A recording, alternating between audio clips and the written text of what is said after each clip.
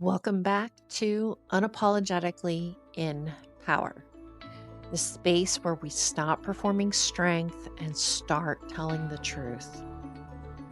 I'm Jennifer Damascus, and before we get into this, I want you to notice what happens inside you when you hear the phrase inner critic.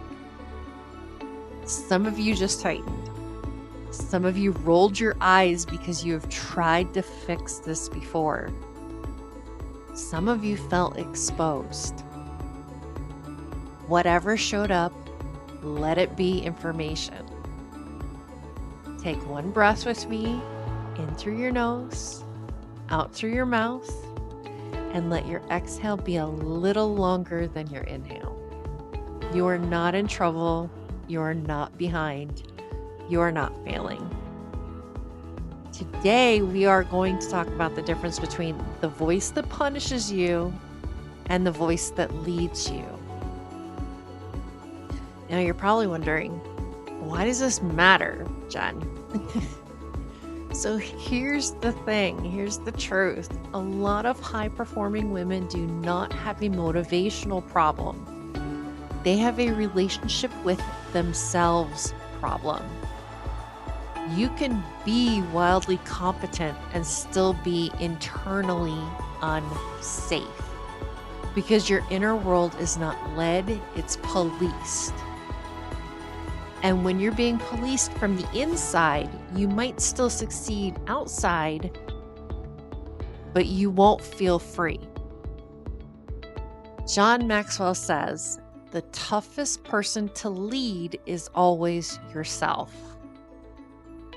And I want to take that even further for those of you who are business owners, leaders, and builders, because leadership is not primarily about managing the business.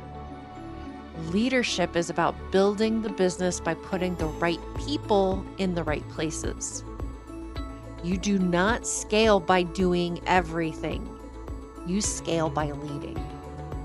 And here is the part we do not talk about enough. Greatest honor of entrepreneurship is that you cannot hide.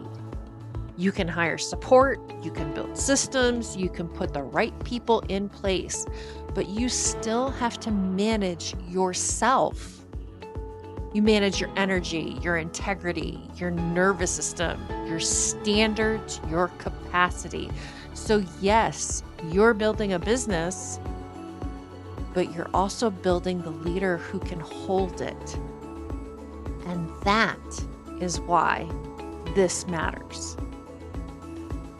So what's the distinction, the critic versus the leader? And I want to define this clearly. The inner critic uses punishment. It uses shame. It uses fear. It says things like, you should be over this. What is wrong with you? You are being dramatic. You are a burden. If you need space, you are weak. That's not pretty, is it? The inner leader uses guidance. It uses truth. It uses safety. So it says things like, what is happening right now? What do you need? What is the next clean step? We can handle this. See, the critic demands perfection, but the leader creates safety. So why does the critic get louder during uncertainty? And this is important, people. This is super important. The critic often shows up when you are uncertain. Not because you're broken, because criticism can feel like control. If I punish myself first, maybe I can prevent rejection. If I stay harsh, maybe I won't get lazy. If I stay on edge, maybe I won't fail. Critic is trying to keep you safe, but it's just an outdated strategy. So I want to bring you into something that I know I've touched on previously in another episode. But this one holds weight because I know I'm not the only one. See, so many of us are the person everyone turns to. You hold space, you offer acceptance, you are steady in other people's storms. And then we have that one moment, something hits, an old identity wound resurfaces, and oh my goodness, we're overwhelmed. And instead of meeting ourselves with the same compassion we give everyone else, that inner voice turns on us. It gets sharp, it gets judgmental. It says, you should be stronger than this. You are failing. You are a burden. That is not leadership. That is punishment. And punishment does not create transformation. It creates fear. So how do we reframe this?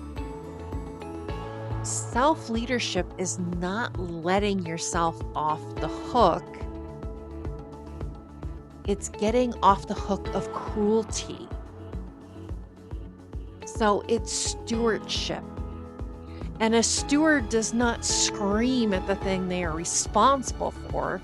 A steward creates conditions for growth. So the questions then become, what would it look like to lead myself through this instead of punishing myself for being here? So let's go through a practical few steps on how to shift voices in real time.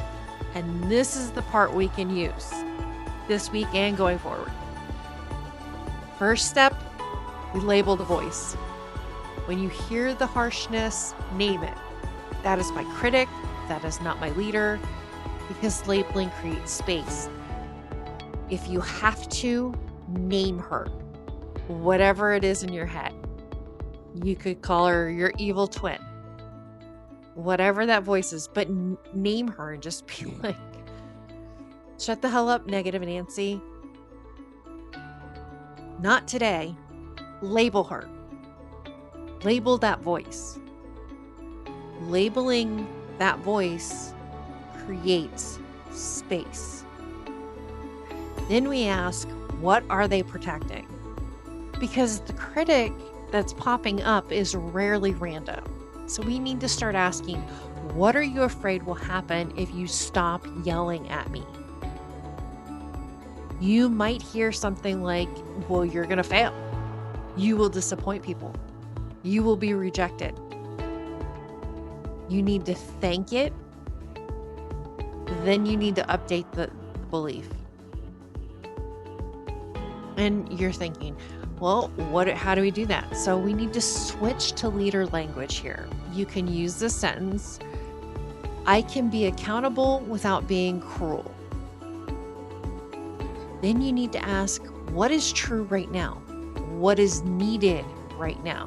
What is the next clean step? And then we use what I like to call the friend test, or you're asking yourself, what if my best friend told me this? What would I say to her? Or my favorite one that I personally use is, what if my daughter told me this? What would I say to her then? You need to say that to yourself. Again, not as a performance. This is practice on separating that voice.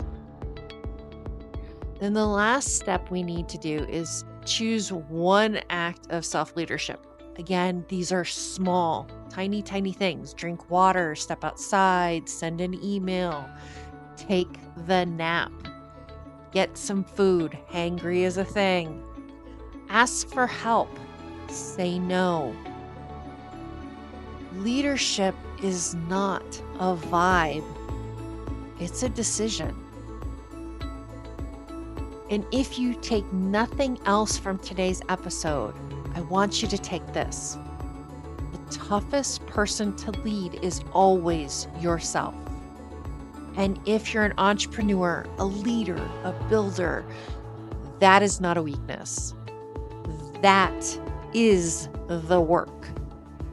You can put the right people in place. You can build the systems. You can lead the mission, but you still have to manage yourself. So let that be your new standard. Because the critic demands perfection, the leader creates safety, and you do not need to be punished into your next level. You need to be led there. Thank you for being here with me. Thank you for doing the brave work of telling the truth about your inner world.